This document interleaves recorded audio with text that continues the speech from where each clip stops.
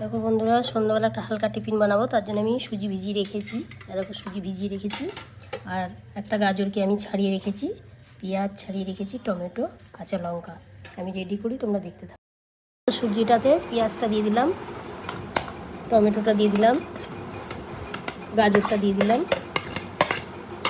আর এই যে হলুদটা একটু দিয়ে দিলাম, স্বাদ মতো নুন দিয়ে দিলাম, কাঁচা লঙ্কা কুচি দিয়ে দিলাম। এবার এটাকে মিশ্রণ করব। এই দেখো আমার পুরোটাই মিশানো হয়ে গেল।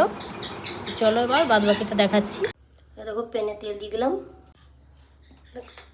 প্যানে চিলার মিশ্রণটা দিয়ে দিলাম।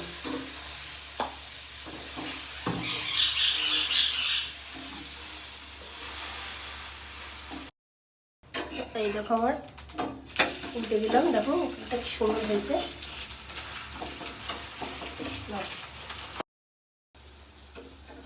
এই দেখো আমার হয়ে গেছে, এই দেখো কত সুন্দর, দেখো।